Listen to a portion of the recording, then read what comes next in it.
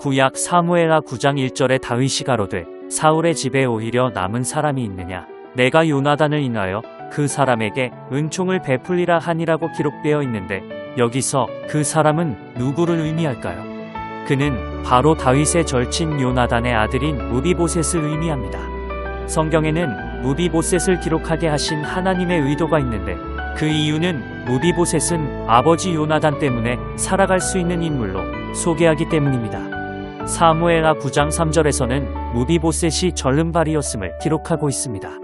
즉 정상인이 아닌 장애를 가진 비정상적인 삶을 살았던 인물이지만 최고의 권세를 가졌던 사울왕을 할아버지로 두었고 요나단이 전쟁에서 죽고 난 이후 사울왕의 죽음 이후 다윗이 왕위에 오르게 됩니다.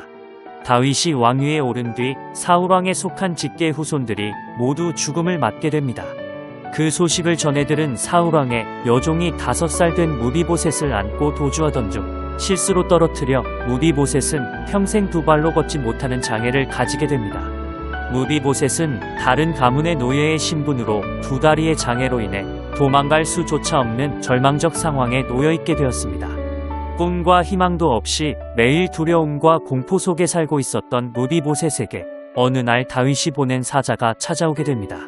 다윗의 사자를 만나 무비보셋은 두려움에 떨었으나 다윗의 사자는 무비보셋을 살려주기 위해 찾아왔다고 말을 하게 됩니다.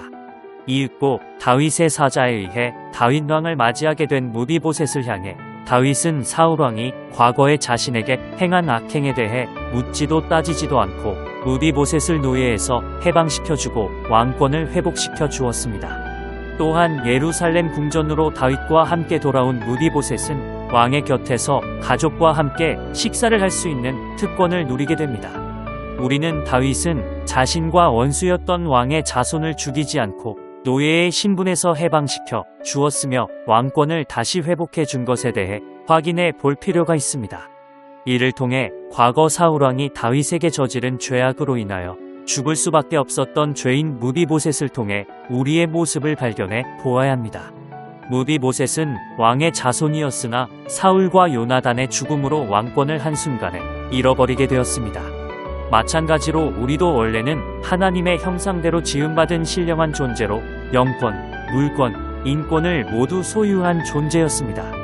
또한 하나님의 주권 아래 세상의 모든 것을 지배하며 누릴 수 있는 하나님의 자녀된 특권을 누리며 살았지만 하나님이 주신 특권에 대한 감사함을 잊고 하나님의 보좌를 넘보는 아담의 죄로 인하여 영이 죽어 하나님과의 관계가 단절되었습니다. 우리 인간은 많은 은혜와 혜택을 받더라도 그 감격을 오랫동안 지속하지 못합니다.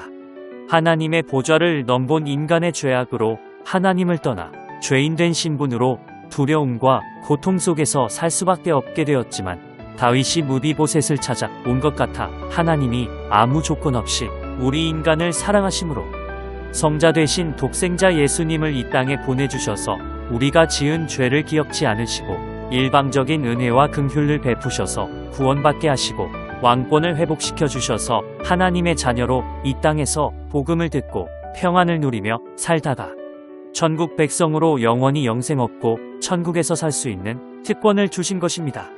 이러한 사실을 믿고 하나님의 자녀된 천국 백성의 확신을 가지고 기쁨과 감사 그리고 겸손함으로 남은 생의 영혼 구령을 위해 전도에 힘쓰는 선한 사역에 동참하여 이 땅에 사는 동안 영육간의 하늘의 복을 받아 누리는 복된 성도들이 되시기를 바라며 이상으로 마치겠습니다.